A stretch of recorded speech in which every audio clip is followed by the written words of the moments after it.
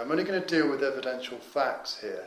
So it's all provable. All this is what we're saying is, don't just trust me and believe what I'm telling you. Look for yourself.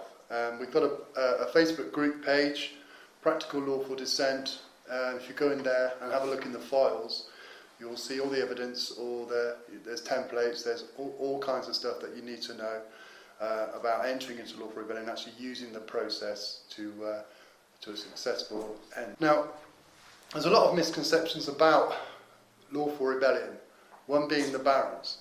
The Barons Committee, which was a quorum of 68 originally, set up 25 of their number to look at whether the invocation of Article 61 was going to be necessary. So, this was in 1999.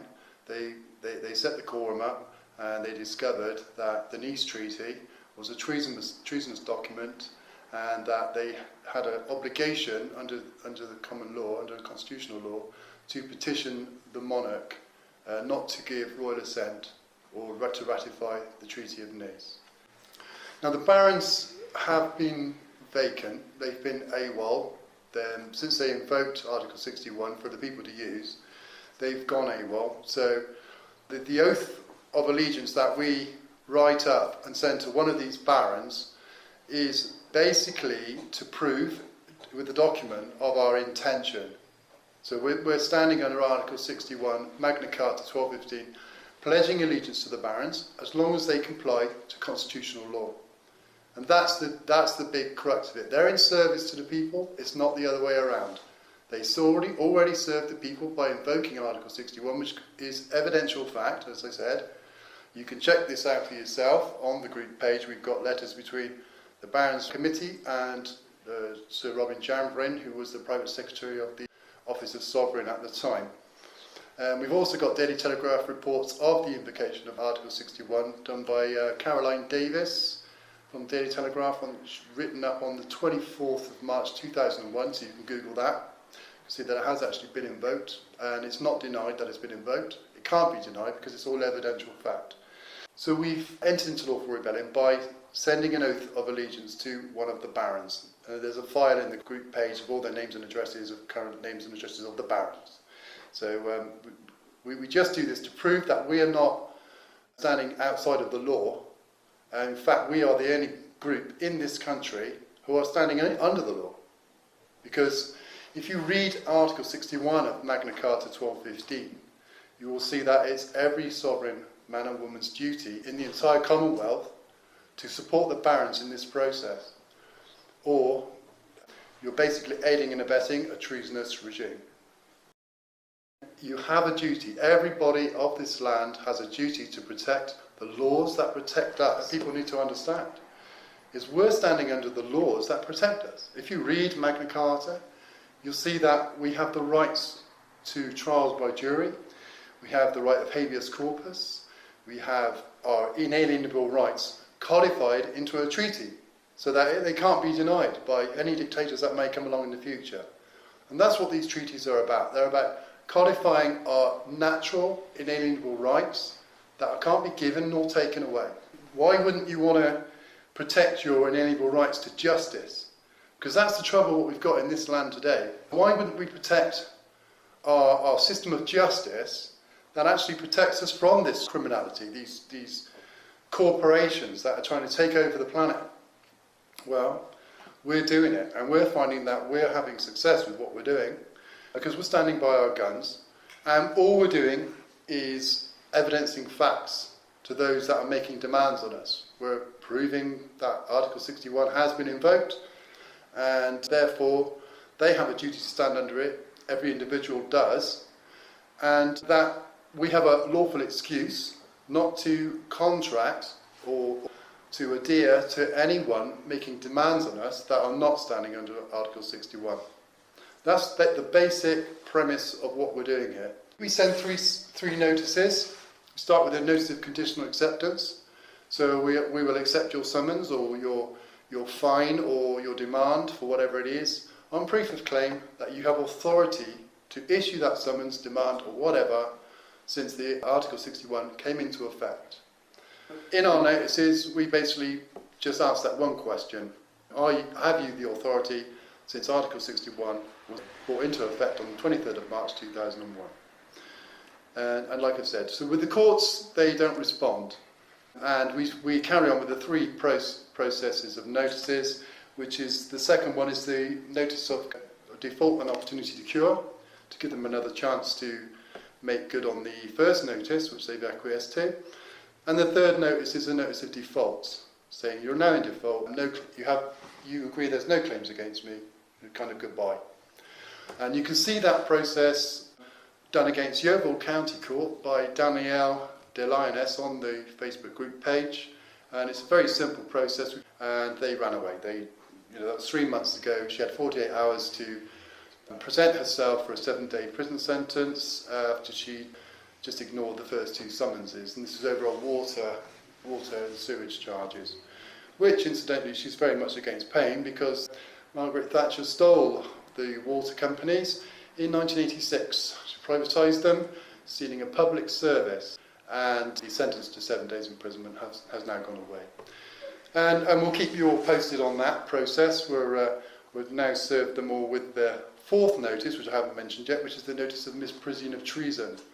They're running away from us. As soon as we hit the treason matter, they don't want to know. Because once we've evidenced these public servants, then of the treason matter, they come back at us, they're committing high treason at common law, and that is still a capital offence in this country. So they're a little bit concerned about doing that. The 1911 Parliament Act was a treasonous act. And so since 1911, laws have been passed that haven't gone through the correct protocols of constitutional law, and we've therefore have laws that are fascist being imposed and ratified or given royal assent by the monarch, which incidentally is either usurped or deposed, and that's not for us to judge. That would be for a trial or a jury to judge that. That brings me on to Magna Carta again. Now, Magna Carta is an obligation by royal command. Now, it is by royal command because this was put in place in case the monarch was usurped.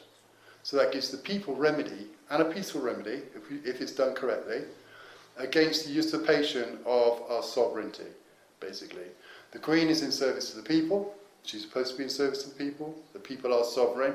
She holds the sovereignty under the Coronation Oath Act, where you can see, because it was televised, that she swore to uphold God's law and the constitutional laws and customs of this nation.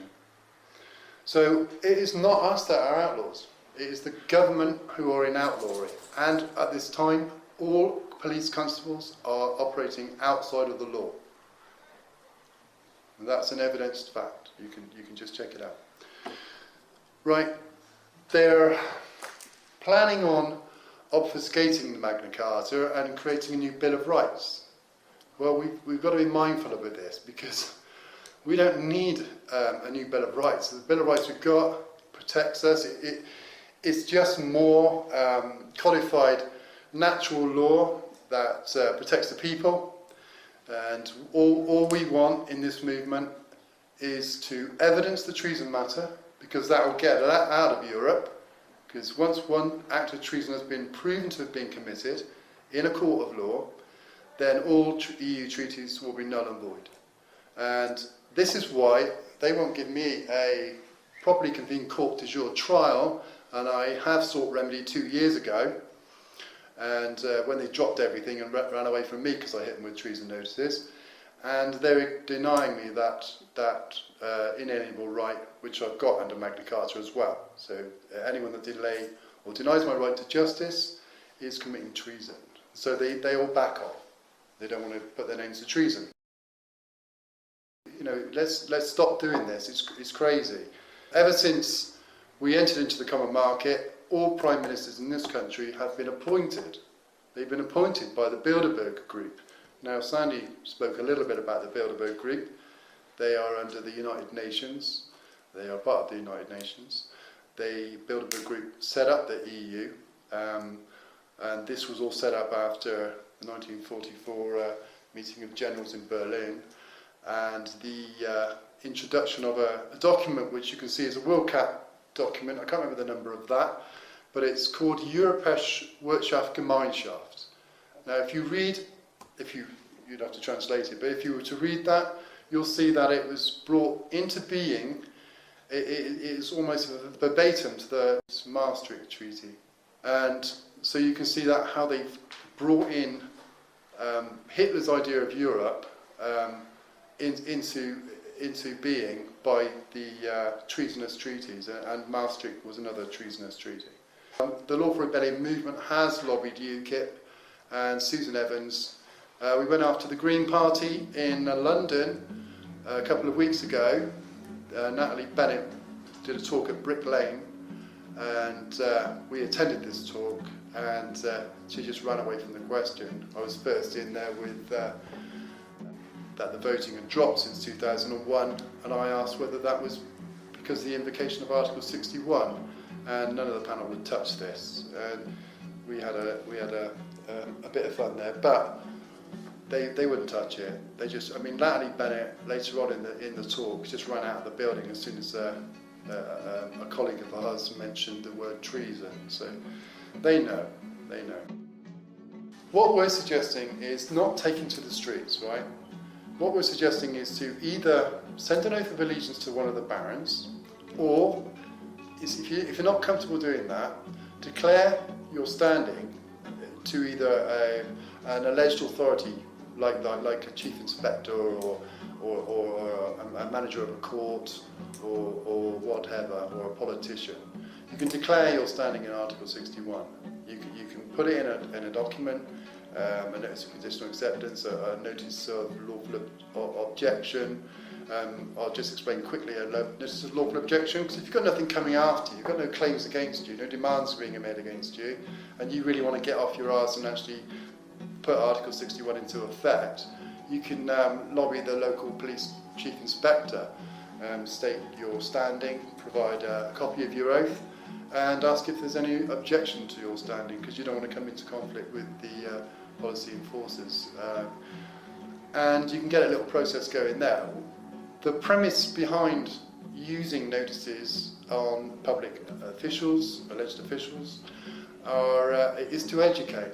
That's formally what we're trying to do here, is to educate people en masse. So if we send notices to them, we're being honourable, we're giving them a chance to remedy the matter, we're giving them a chance to understand Article 61. And so if more of us are doing this, the word would be getting out there a lot quicker. And if they don't agree, or if they lie or ignore us, then we can go after them a bit further, as I said earlier, with notices of treason. And that gets them, gets them either backing off or talking to you, we hope, in future.